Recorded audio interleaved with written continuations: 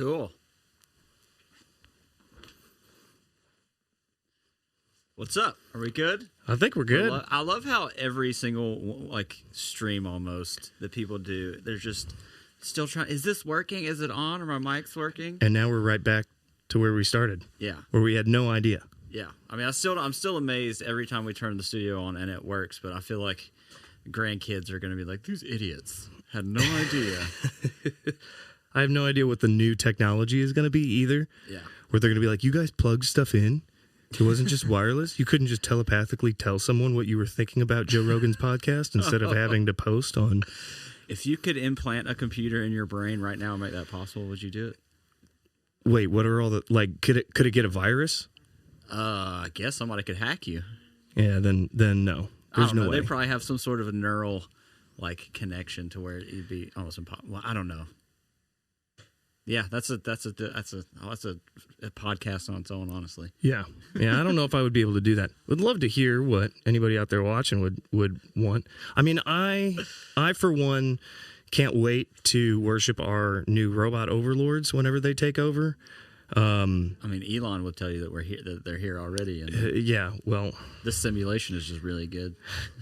And the robots are running. Then, yeah. Okay. Well, then I guess we are already in the middle of robot worship. Look at that. That's how we start a good show, right? Yeah, we are in the middle of a dummy check, actually. This is our first dummy check show. First dummy check.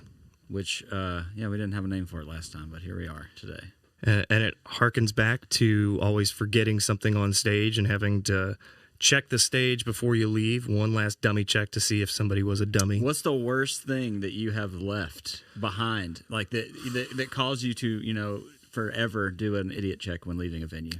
I'll do this is a two-parter because I've got one that I've left and I've got another one that someone else left, and I thought it was pretty awesome. So probably the biggest thing that I've left at a gig would be I don't think I've left like a whole piece of gear. I've done that downtown where it's like, oh, I forget my microphone, but normally like the sound people are good and get your stuff back.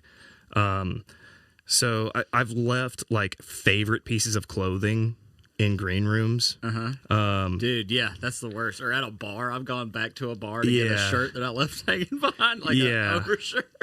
And for anybody that's performed before, you kind of have your own set of like gigging clothes, and not just here is your normal. This set of sweatpants has Van Funk on it, and we can't play with that. Yeah, I got you. So that's happened. I've probably left some smaller pieces of gear, nothing big. I guess that's the one good thing about drums is that everything is big and bulky, so you kind of if you forgot if the van is empty, you forgot your stuff. Right. But the best dummy check thing I thought was awesome was I showed up to a gig. This was when we were on the road with Rascal Flatts, and we were using their whole production team and everything. I showed up to a gig, and the guy that was running sound went to get the microphone set up in the kick drum, and he reached in and he goes, "Oh my God." And there was a Beta 91 bonus inside the drum already. And I was like, oh man, that's nuts. Like, I don't know whose that is. I don't own one of those mics. And he goes, no, that's actually ours. And it had been weeks since we had played with them. Whoa. And I hadn't played that kit since. And it was the same guy that he was just like, we've been looking for this thing. And it was that is incredible. Yeah, he was the person that pulled it out, realizing he was the one that left it in. On it or something? Yeah. Oh my their production team. God, and I funny. hadn't even checked, they were just like, all right, you're good, and just threw it in the case. Wow. Two $300 microphone just sitting in there. That's hilarious. What about you? I left one of Kale's electric guitars at a venue one time. It was technically my fault.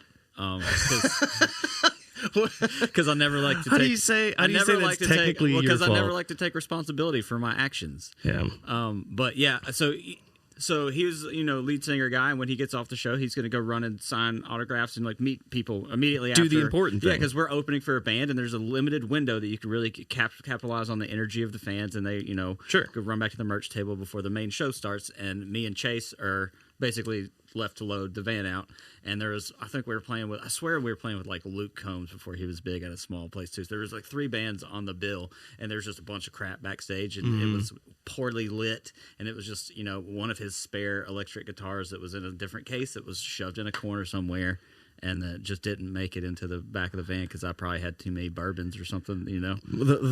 It's worse than leaving your own. Exactly. Yeah, if you're the person that left the artist. I just had to stare at him the next day like, oopsie, I don't know. I guess. Do you just play that off? Be like, man, I don't know if like electric's the good way to go for this gig. Maybe just play acoustic the whole time. It was a backup electric, thank God. Oh, it was. I think it was when he was playing electric most of the time. And then one time, one of our guitar techs, we did the only arena show that I've ever gotten to do in Atlanta. He left like Cale's pedal board and maybe Devin, like the other guitar player's pedal board too, at the arena, and we had a show. We woke up in Florida somewhere, and that's awful. Yeah, didn't have it, so we were borrowing. We were opening up for Chase Rice, and those dudes are just awesome, and they let us borrow. That is a great camp, just man. plug straight into their Axe effects. They're like, yeah, we don't give a shit. Go for it. It's amazing. Shout out to those guys. Yeah. Oh, speaking of shout outs, can we shout out anybody that's watching on Instagram. If you want to watch a better version of this, we are streaming live to our YouTube, Twitch, and Facebook pages, so you can see Instagram makes us use a phone, so don't take us down, Instagram. We're using a phone, but we're also live with 4 cameras on the YouTubes. And we want to say hi to Sydney and Sarah working hey back. Guys. There they are. Look at that. That was quick today. Man, they're learning. They're so good. That's awesome. How are you guys doing today? We're doing great. Or I'm doing great. I don't want to speak for you, so I'm doing pretty good. They're both chipper today. Nice. Look at that. Just being Johnny on the spot with buttons. We just give them one throw to the wolves, and then they're ready to go. Yeah, they're crazy. She got her coffee today. She's ready to go. And they have like a whole show program written out, it looks like, on a piece of paper back there, because we're just letting them. Y'all tell us what to do. Whatever you want. You got it. Okay. So the first question we want to ask you guys today is if you could recommend some music-related documentaries, films, or podcasts. Just give us some recommendations. Oh, that's really good. I love the Eagles. Hell Freezes Over documentary and everything. I think that's probably one of my favorites. Oh, that's a shorter one too, isn't it? Are you talking about it's like 2 parts. Oh, you're talking about the 3-part one? Yeah, or 3-part, yeah. That's on Netflix or something. Mm-hmm. Yeah, that one's if you like the Eagles, I mean, that's really good. There's so many good ones. A lot of those older bands, you don't realize just how big of rock stars, like how different that would be, because if anything happened like that in today's world, like there's no way a record label would tell Motley Crue that they're going to sign them if they knew that they caused over $1 million of damage at a hotel. Yeah. Like, you just can't get away with that. You can't get away with going and ordering too much at a dinner with radio people, much less being like, you know what, I'm just not going to show up and I'm going to throw this TV out the window. Yeah, the story is much better than the actual video footage that would exist today. Yeah, you know, sure. Like it sounds cool. Just chuck the TV out the window. Nobody actually watches you do it. Right. It's like more like the urban legend thing, but that's a great one. I mean, the Beatles one that just came out is awesome. I think that's really dense though for somebody that's not a music. Really into the music or really into the Beatles. Yeah. That's really dense. Muscle Shoals is great. Yep. The other one that's about the wreckers, the Wrecking Crew. Oh yeah. That did all the records in California, played on everything in LA. The 12 Feet from Stardom or whatever, about the backup singers that have been. Oh, I haven't seen that one. I saw Side Guys. Great. Yeah, Side Guys is really good too. But Side Guys just turns into why Alice Cooper is awesome and why Billy Joel is a jerk, and that's the entire. He is. I've heard he's kind of a jerk, but I still love him. There's all the classic albums. You ever watch those? Like Making the Pink Floyd record. Those are like 45 minutes, so they're really good. Yeah. There's another one with the band, which also The Last Waltz is amazing. Oh that Martin Scorsese directed it. So you got their final concert, and also it was their final show. Oh, I was also thinking that that what they recorded on exists in Nashville. Remember? Oh, The mobile studio. yeah. If you guys haven't been, especially if you live in Nashville, if you haven't been to the Musicians Hall of Fame, not the Country Music Hall of Fame, but the Musicians Hall of Fame is Over by the Municipal Auditorium. It's amazing. It's one of the coolest things I've done in Nashville for sure, and it's cheap.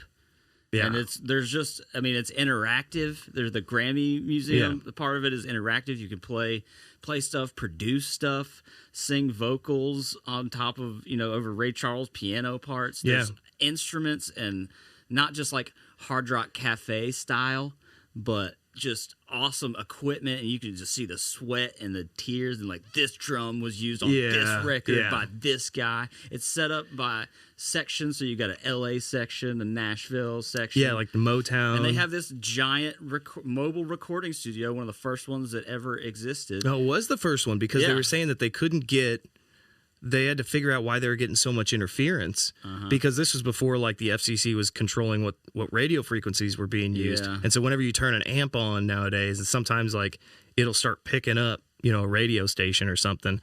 So whenever they did this, a guy figured it out, and he had, it looked like it was ready for like nuclear fallout. It was lined in lead. Yeah, they lead lined it in order to keep all of the interference down. But it's this tiny room that, not just they used it after they used it for live recording to follow Willie Nelson out on the road, and did an entire album with him in there. It's awesome. I think that's such an unsung place to go in Nashville, especially if you love music and you love like the background part of that. I think that's my favorite thing that I've ever done in town. I would pick that over going to get drunk in the middle of the day on Broadway any day. The juju in that building is so good. And we met the owners, and they are just wealths of information. Yeah, there's the stage that Jimi Hendrix performed on when he was in Nashville. This dude went and cut it out of a building that was being ripped out because he cared about it so much. And now this stage exists Jimi Hendrix stepped there. It's crazy. Yeah. And would you ask him? I asked him if when he bought the stage, if he got a guitar and went and played on it, and he said, "Hell yeah." Yeah. You got. I would have too. Yeah. You got to feel like you're pulling something from that energy. But I think that's probably, you want to relive a documentary yourself. Go to that place, because you have so much to read about and see and actually visualize. And music playing and stuff. Yeah. It's really cool. So that was a long way around the question. Sorry, ladies. What else we got? Okay. My question is, for people who aren't like super into the Nashville music scene, who would you recommend people to start with when they're first checking out like the music in that way? That's hard. I think one of my favorite things about Nashville is going to writers' rounds, honestly. But that's kind of, if you're a tourist and you're coming into town and you don't really know what to do, that's a really good place to start, because you never know who's going to show up, or you never know what guy wrote what song, and it's kind of cool to see it just broken down acoustically. Yeah. That's also something that I've always said with music, and when people are like, "Oh, that's not country music. That doesn't count as something that should be on the country charts." My thought is always like, what's the quintessential, most stereotypical country thing you could think of? And mine is like literally a cowboy by a campfire with a guitar. Okay. Right? Yeah. So my whole theory revolves around this concept that if your song sounds good with just you and a guitar, then you can't disqualify that as country. It's kind of like, it might not be as square, but it's definitely a four-sided shape. Rectangle? Isn't that what that is? A four-sided shape? Yeah, not all rectangles are squares, but all squares are rectangles. Quadrahedron? No, God. I don't know. Anyway, that's my thought. So if you can boil down great songs to just somebody and a guitar, you're not sitting there listening to, like, how many people have told you they like a song because they're like, I really like the beat. It's like you're eliminating anything else besides what that songwriter created that song as, and there's nothing to hide behind at that point. So either that song has it or it doesn't. Yeah, Writers Round's a good place to start. Listening Room, the Bluebird, if you can get it there. But there's also just tons of free ones that are probably pretty good for indie folks and Belmont students, and like the pitch meeting thing is really cool. Yeah. Whiskey jams are really cool. I mean, I know that stuff is kind of a known thing now. I used to go to whiskey jams all the time and just doing that. And then what's the like any of the local like Lightning 100 music festivals are usually really good too. They're pretty good about featuring local bands and stuff like that. Mm-hmm. I think that's something different too. Whenever you're talking about watching somebody perform live in Nashville, it just depends on that person, what they're trying to get out of it. Because you could still go to, like, I feel like the stage on Broadway has the best sound system, like the best sound setup. It's all, Acme, like you were saying, like Acme's a great place to see. Maybe there's a combination of those things. Yep. But if you're stuck at home, then watch a show with us at Tuned In Live. We've always got artists in, and you can kind of get that Nashville experience without having to leave home. So make sure to follow us. Yeah. I'm just saying. Look at you. I got to get that Normally, we're not just sitting here yakking for an hour about nothing. There's a purpose and a band, and it's much more entertaining. Yeah. All right, what else we got? What are your favorite vocalists, bands, artists, etc. of all time? Ryan, what is your favorite band and why is it Third Eye Blind? And a follow-up question, what is your favorite Third Eye Blind song and why is it Motorcycle Drive-By? Okay. Well, thank you for asking yourself your own question, because that's how I heard that happen in my head, that you were just talking to yourself. So why don't you go ahead and answer that question, Ryan? Third Eye Blind is it's awesome pop music, it's rock music, it's sex, drugs, and rock and roll. And it's beautiful, it's dark, we didn't realize gross. That growing up. We didn't realize, because I remember listening to stuff on pop radio and not realizing how awesome those songs were. Yeah. Just all around, like you're saying, just rock and roll, everything's produced, and so it just doesn't feel like it's heavy. But when you sit down, especially as a player, we get to play some of those songs as doing covers and stuff, and you realize, man, this goes hard. This is a pretty heavy song. Yeah, man. I don't know. It was very formative for me when I was in college. I just discovered first, like, the nostalgia of the hits, right? Growing up in the late 90s, early 2000s, and then I just at some point discovered the deep cuts on the record. Yeah. It was just, I'm like, oh, all these songs are good? I didn't know you could do that. Yeah. Full albums. Of front to back, you don't want to miss a second of it. And Motorcycle Drive-By is one of my favorites. It's just the coolest song title ever. It's so cool. And then the actual song is like, it's all the rhymes are either internal or non-existent. Oh man, now we're getting into nerdy stuff. But it doesn't. You don't think about, like, I haven't thought about that ever. Like, it took me years before I really was like, oh my god, he's not really. It's really just about the delivery. Yeah, and it's a very, you could tell it's like, as a songwriter in Nashville, a lot of people do the write from a title thing, and that song in particular, to me, I'm like, no, he's just free. Was writing this thing. Yeah. Visions of you on a motorcycle drive by, the cigarette ash flies in your eyes, and you don't mind. You smile. It's like all these internal things, and then half of it, the chorus doesn't even rhyme or anything. I mean, you can't tell I'm not passionate about this at all. But it's nuts. I'll just go with favorite singer on my side, and I gotta go Freddie Mercury. Just best frontman of all time. I mean, that's it. Yeah. You always, as side guys, we always dream of playing with like a competent musician also. And so somebody that isn't just a singer and produced and did, I mean, all those, imagine the gall to walk in and be like, I'm going to do an opera thing, or just, and all the stuff they did on production, like they were doing it themselves. It's not, they were all three of them up there, four of them? Four. Yeah. All four of them just making all the decisions on the record. It's crazy. And experimenting with tones and all that. There's a really good Queen making the opera album. Oh, Bohemian Rhapsody. The classic albums thing. Yeah. It's I think it's maybe on the YouTubes or Amazon or something, but those are like 45 minutes long. Great. Yeah. They take apart the record and they're soloing out, and they're like, Brian's in the studio like, these are my guitars, and these are like, it shows how he did different pickups to make a like a trumpet section, Oh, really? or a brass section in one of the songs. It's to make it sound like an old flapper tune from the 20s. It's like, and Yeah, and now there's just a plug-in somebody somebody puts on, and that's it. It's a MIDI. I downloaded a splice. What was all right?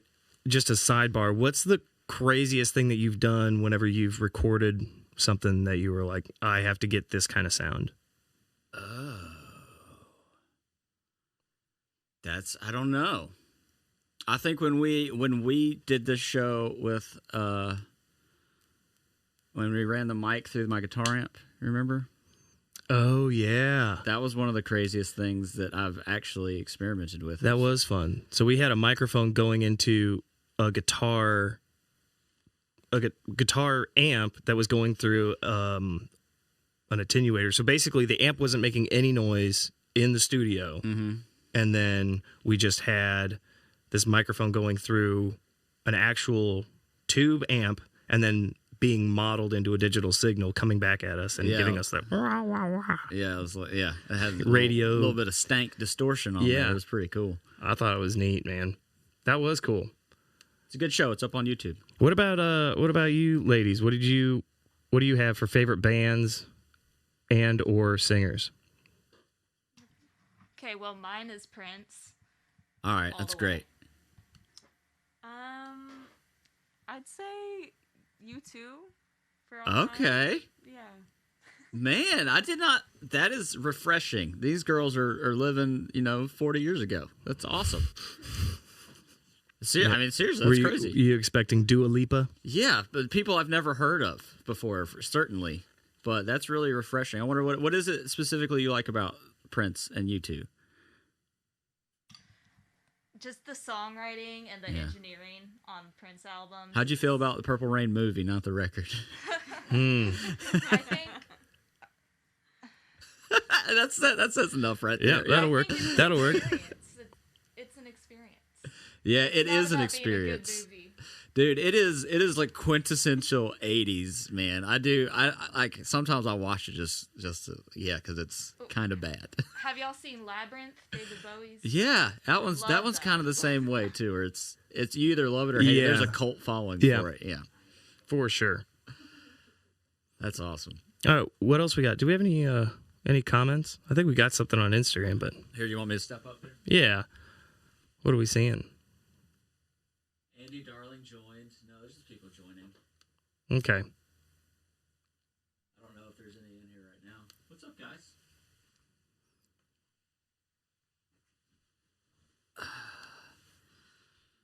I wish everybody could see how we got the show audio running to Instagram Yeah, it's okay. right now. all the background things that have to happen. What else we got, ladies? Okay, this next segment is gonna be I think it's gonna be a lot of fun. God. Sarah had the great idea of having you guys try and replicate singers. So, Oh my God. I think it's under Ryan's chair. Pick up the Goblet of Fire. Oh, it's The under Goblet of Ryan's chair, Fire. huh? That's not confusing.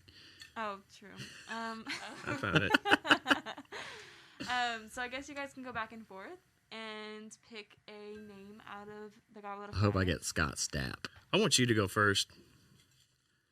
It's too early in the morning for this. Yeah, this was a little bit different when we told them to, come up with different skits, and now it's actually just like things to make us feel very embarrassed. Okay, all right, Prince, all right. All right, okay. That's on a little bit of Michael Jackson, though, / Cartman.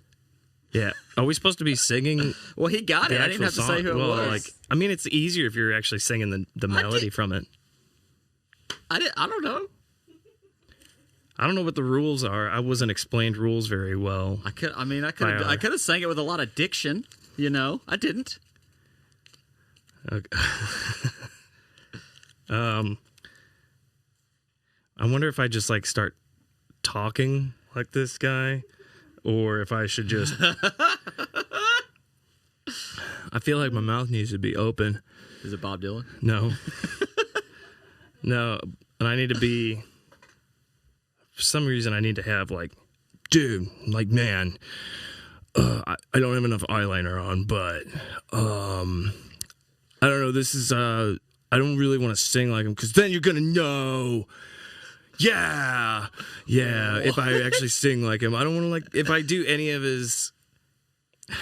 Do you have the time? Yeah, okay. To listen. Freaking Green Day. What's his name? Billy Joe. Billy. Yeah, that's funny. I saw another little clip of him singing, or no, he was in the studio just talking, and I was like, oh, if I start talking like him, then you'll get it. And then I was like, I can't say any of those words because he was just slurring everything. No, he was just.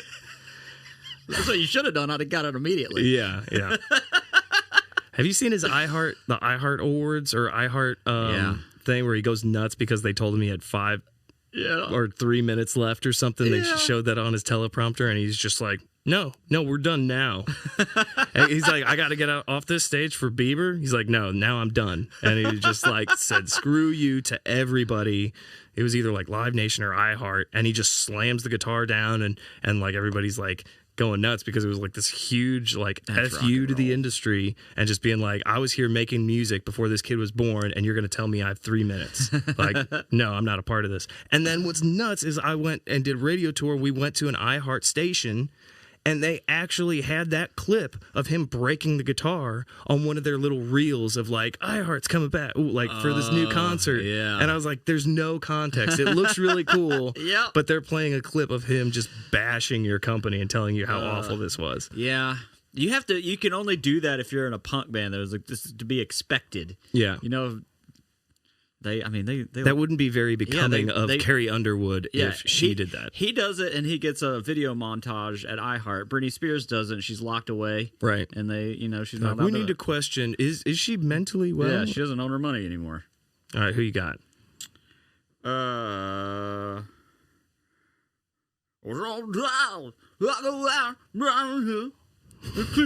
the water.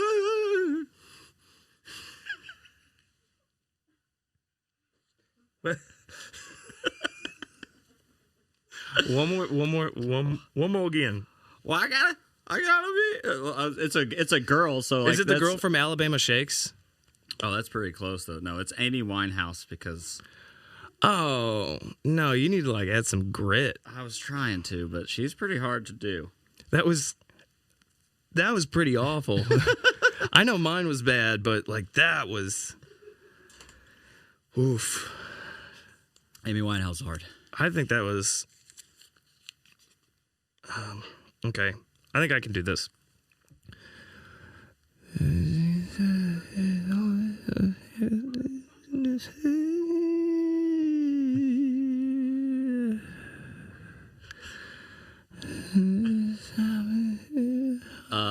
Tom York. No?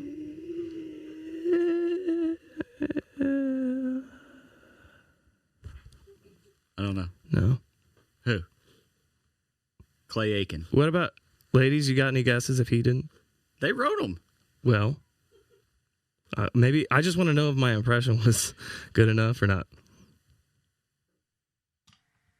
I thought it was a fantastic impression, but I wrote them, so I know exactly who you were going for. What about Sydney? I thought Tom York at first, too. Thank you. All right. Well. Who is it? Well, no, Sarah. It was Billie Eilish. Yes. Okay. She did write them, but there are a bunch in here, so that could have. Tom York could be in there. Yeah, that's true. She's a hard one too, though. Yeah, like one of the best vocalists that's in pop music right now. Like, just like, hey, Ryan, go ahead and try to do this. And to me, that's all about it's all about the stacks too. You know how many freaking vocals she has, and how many times it's doubled until she gets those cool. I'm gonna have snacks. You're drinking coffee and eating coffee. That's a lot of freaking coffee. Yeah, man. Well, this has chocolate on it, and I need a treat after doing that on a public forum. Means it's better. All right, are we supposed to do this whole jar? Should we do one more and just save them for later? Oh my gosh. Yeah, you can save the rest for later. Are we talking about my dark chocolate covered espresso beans? We're not sponsored by them from Trader Joe's yet. But okay, I've got a couple of them. Either Randy Newman He bites the apple. 1, 2, 3 bites. 4. You got a friend in me. That's pretty good. You got a friend in me. That's really good. Yeah, man. Well, I would think. No, Tom Waits? It was Josh Turner. Oh, I wish we had replay because that.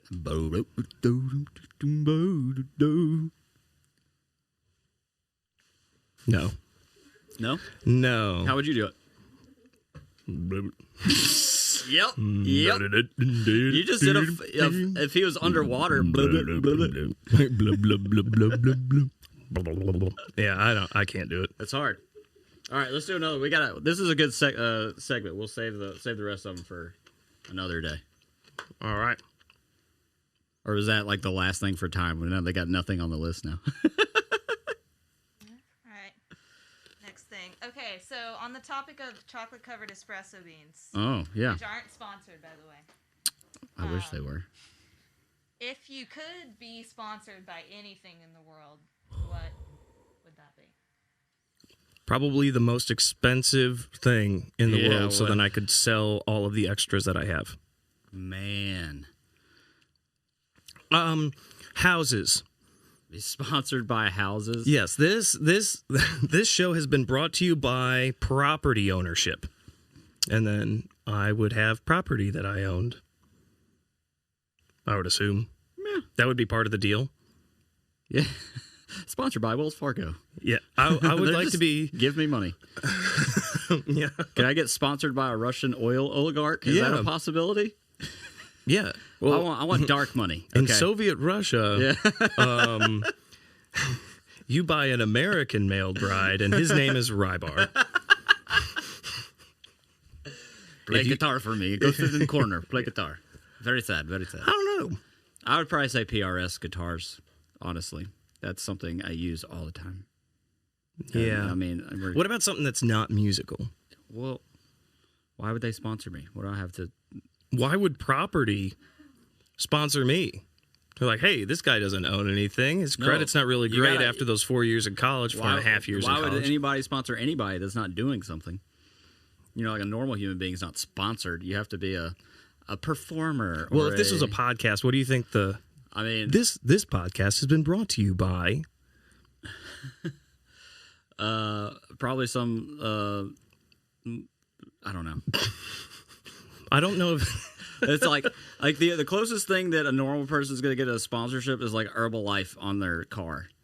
Oh, like an Herbalife sticker on the back of it. This podcast has been sponsored by your local pyramid scheme, or a pink Mary Kay Cadillac. Yeah, like that's it. That's it. I mean, guitars would be great. If I started pulling out Tupperware right now and like trying to sell that, or bourbon, that would be nice. Or yeah. But I'd take guitars or, Martin or something like that. Yeah. That would be, PRS would be awesome. If anybody knows anybody, hook a brother up. Mm-hmm. Ladies, what about you? I didn't prepare my own answer to this question. Well, neither did we. Do you have one? How the turntables. I don't know. Maybe like Steinway. Yeah. Oh, yeah. I still have yet to see you play piano. We got to do that. Maybe Yeah. like Doc Martin. Ooh. Oh, that's cool. Yeah. Yeah. Fashion. They actually had like real ones. Yeah. And it was just arbitrary thoughts. Just AI. Yeah. Just any type of theology or religion, they can sponsor me. This podcast has been brought to you by the Christian God. Yeah. Next episode is brought to you. Does that mean all your money's tax free though? Is that a good... Dude, all of the perks. All of the perks. No taxes. I'm walking around and I'm a C13 nonprofit. Yeah. Everything I do is nonprofit already, so I guess that would go in in line. What if it was like the Church of Scientology? That's tough. that's tough, man. I mean, at a certain point, like a race car driver's got to be like, I don't know if I want to wear that patch. Yeah. Well, I mean, they could turn you into like the drum version of Tom Cruise. Yeah, that would. Would you do it? Would you sell your soul to Scientology to be sponsored forever? Dude, I couldn't. I couldn't. now we're getting into some things because I'm sure You're the one that said you want to be sponsored by a religion. Well, I was just saying, just like in general, just arbitrary, like out there things, and now we're getting into things that are definitely man-made, and that was a bad decision on my part. I realize that. I apologize. And if we had any viewers ever, then I would have hate mail. But it's a good thing that no one's watching because then we don't have hate mail. Yeah, no Scientologist is watching.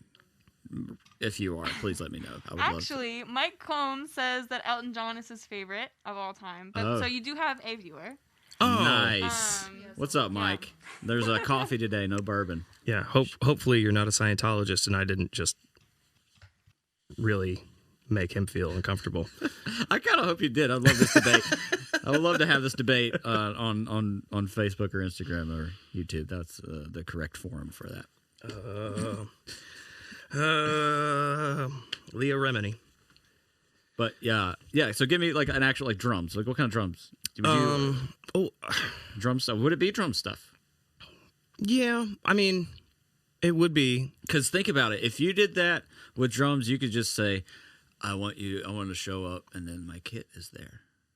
That's just not how whatever that city you're in. They just send you the loaner for free, and you don't ever have to travel with your kid again. Not child, but kit.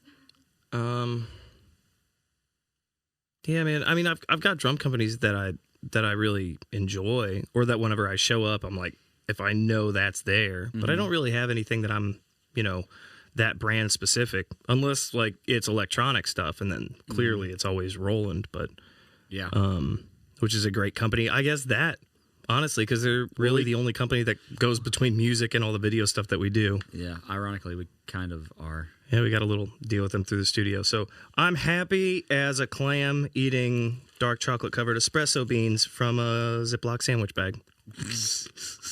How happy are you today, Ryan? I'm thrilled. Kind of tired for no reason. Maybe you should eat some dark chocolate covered espresso beans. Yeah, I'm drinking coffee, eating coffee. That's a good point.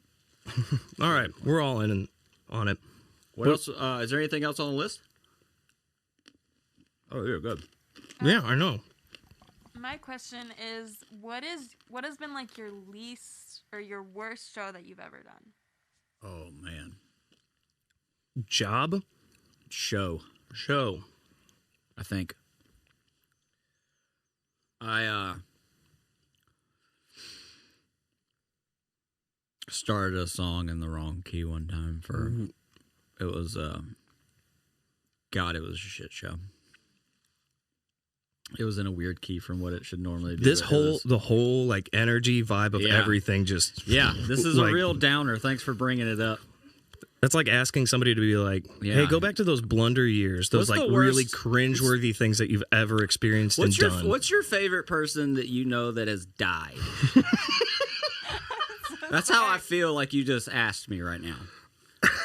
What one thing did you love most in this world and it was taken away from you? Oh. Tell me that story. Well, the reason that this hits so hard for musicians is because you train for so long to make sure that doesn't happen. We've talked about this before because we're not playing, stuff when we're on stage. We're not playing like rocket science kind of stuff. We have our moments where we can shine or do something, but for the most part, like we're not hired because we can play those parts. Just about anybody in town could play the parts that we're hired to play. It's really, you hire the guys that are going to be cool for the other 23 hours of the day that you're not playing the show. And for the, 0.01% of times when things go crazy, they're able to handle themselves and make that show come across well. We had to stop the song. That... I'm telling you, it's like a night. I still have nightmares about stuff like that. I dream all the time about trying to get ready for a show and never being able to make it on stage with all my shit on. Like once a week, I wake up sweating profusely because of crap like that. Yeah, but yeah, it was Mr. Brightside. I was a half step off. It was in just like a weird key. Like I should have had a capo or should have not had a capo. I can't remember. And we were for whatever reason playing to a track. Oh. So I was a half step down, and then the freaking keys come in a half step in the other direction, and it was terrifying. I've done that once. So I'm a drummer, but on the last tour that we were on, his single was a piano tune, and it starts off with just vocals and piano. So I was the only one that played piano, or played piano, faked enough piano, and you forgot to hit your transpose button. So it wasn't that. It was in order to be able to travel and do all the shows, I would travel with the keyboard, just a MIDI controller, so it wasn't as heavy, and a smaller keyboard, and then just run the audio through like this super expensive iPad app specifically for piano. Well, on the iPad app, it has a transpose thing, and I was on this drum riser that was really small, and the keyboard had to be, I think, on this side, and normally I've got it right here, and I had to turn around to like get to the keyboard, and my elbow hit the iPad, and it just knocked the transpose button on the iPad, which I didn't know exist, down a half step.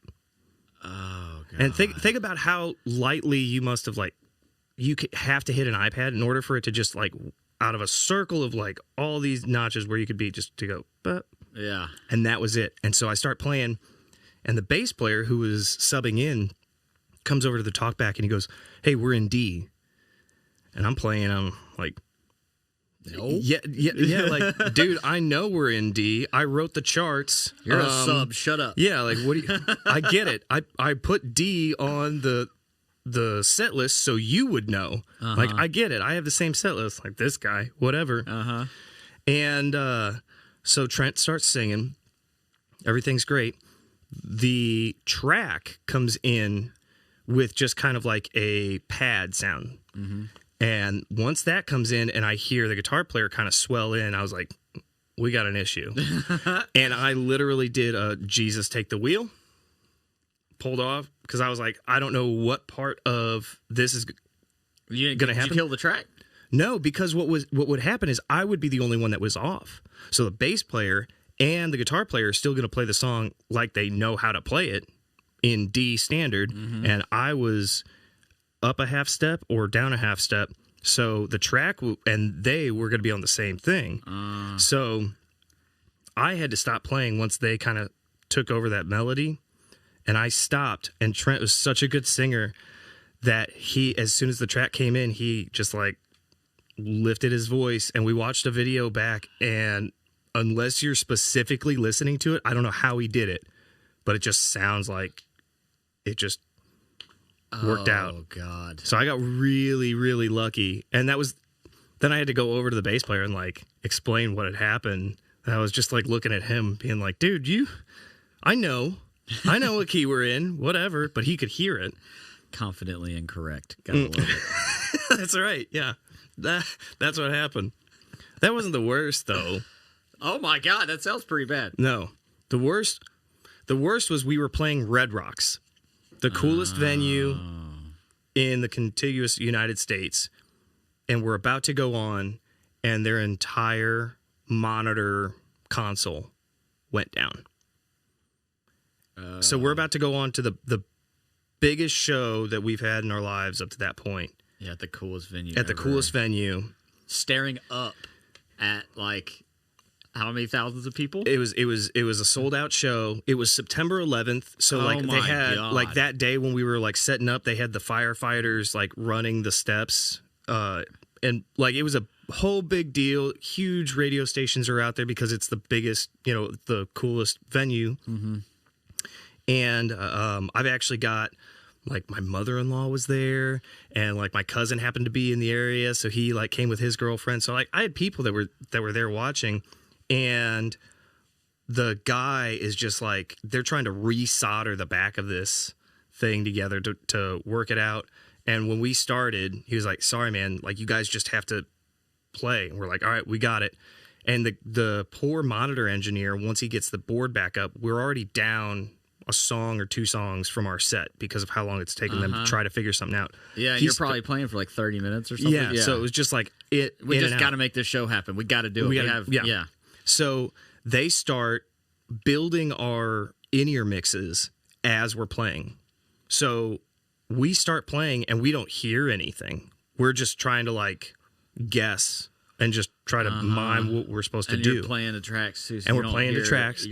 You're all right now. You're like everybody's going on drummer keys and stuff. Yeah. So we started playing, and then like the track and like click came in, so we were trying to like change to where we were. Yeah. And it was just so frustrating because we got to the end of that and we were like, this was the coolest opportunity. And it just so happened that a, $70,000 board just got fried right before we went on stage. So that was rough. That's terrifying. Yeah. But we got through it. Talked to the people that came to see me. They were like, yeah, man, you guys like are like, I don't know what happened, but like towards the end, you guys just really like everything was so cool. Like nothing ever bad. Like they couldn't tell anything went bad or there was any problem. But time slows down on stage, boy. Oh my gosh, yeah. That's the worst feeling in the world because you're just sitting there being like, yep. And if somebody told you get to play Red Rocks, but you're gonna have to deal with some shit, you'd still do it. Yeah. If someone told me that the whole monitor rig or whatever like went out, that's pretty terrifying. I would have been like, I don't know, man. There's no other option. You can't stand side stage ready to go on and just like, we almost did. Yeah. We almost got to play here. Yeah. Yeah, that would have been a bigger regret for sure. Terrifying. What else do you guys want to know about our horrible experiences?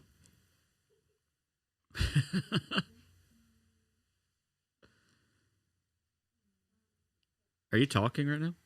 We are now. Oh. What is like your least favorite type of show to play? This one right now. This. A sound check at a restaurant at 3:00 in the afternoon when people are trying to eat. Yeah. I don't like playing weddings. Yeah, that's a lot of pressure. Yeah. Well, specifically ceremony. I don't know. You've probably never had to do that. There's no drums in the middle of Here Comes the Bride, but yeah, there's a lot of pressure. Here comes the bride. At least, but I mean, any show that pays money, like I really don't. My least favorite show is better than my best day at a bank job. You know. So you can't be too mad that somebody's paying you to go play guitar. Yeah. So I guess my least favorite show would be a show I'm not getting paid for.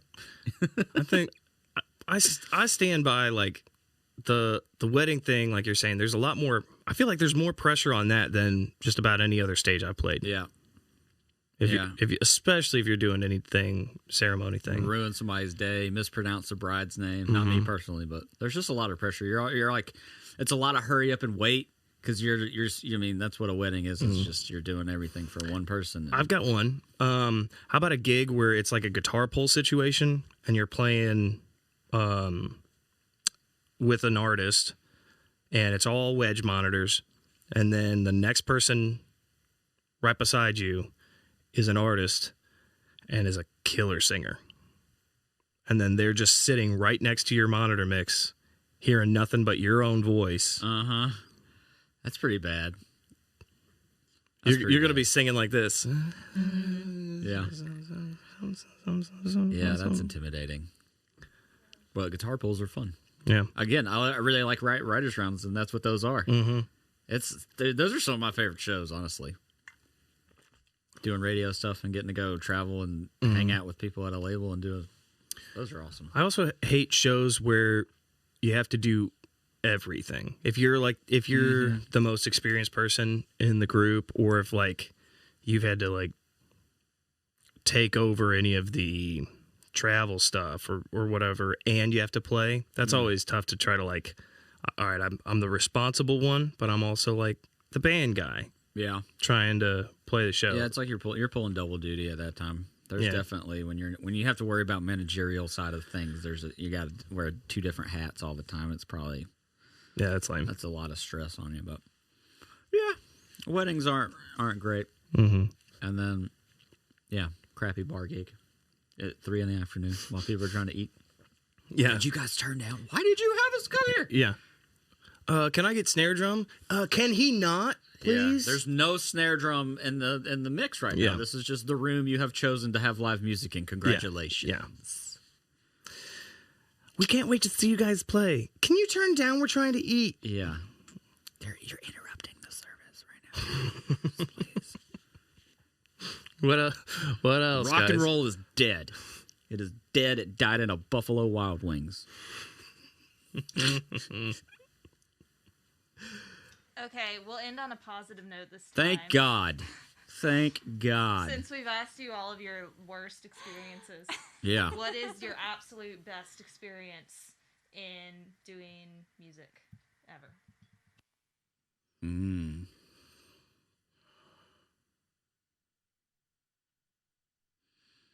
I don't think we have any good experiences doing music because that's why we keep practicing, because we're just we're hoping that there will be a good experience, right? Yeah. She said a lighter note, but I feel like we can go ahead and end it dark. I don't know. Are we going to be real or are we going to be entertaining? I'm trying to think, like, probably the first time getting to play in front of a whole, like, a room full of 1,000 people or 3,000 people. And, like, that's one of my favorite things about playing shows like that is, honestly, when you're in an empty venue and it's okay, moderately sized or whatever, and you just hit a guitar and it's pumped through this entire speaker, like, just you right now, make noise, please, and nobody's telling you to turn down or nothing. It's awesome. And then, yeah. And then getting to play an arena show one time. I mean, that's the energy from that crap is pretty. You can see why adrenaline addiction is a thing. I think the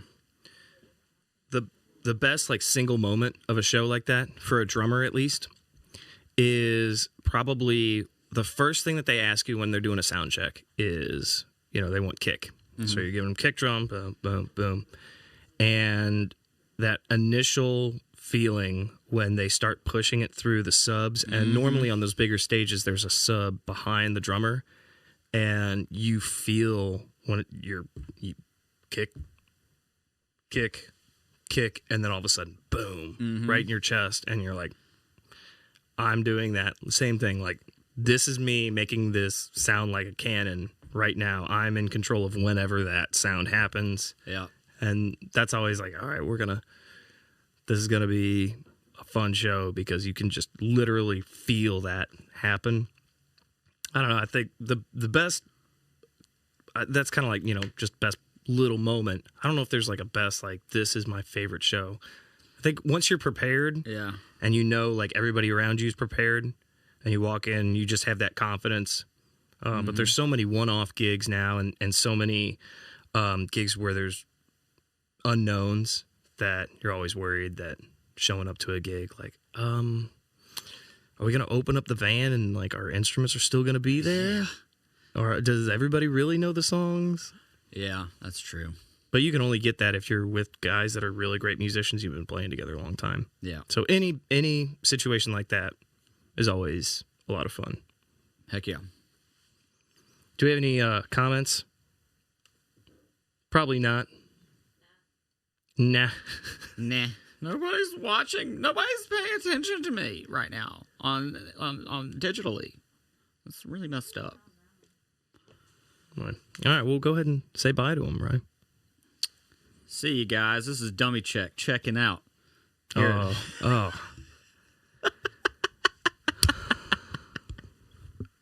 No, thank you for watching. Did you work on that? No. Oh, okay, good. No, I did not practice that. Absolutely not. Thank you guys for tuning in to Dummy Check here at the Tuned In. No matter where you're tuning in from, because when you're here, you're with the band. We'll see you later. Woo! That I've done before.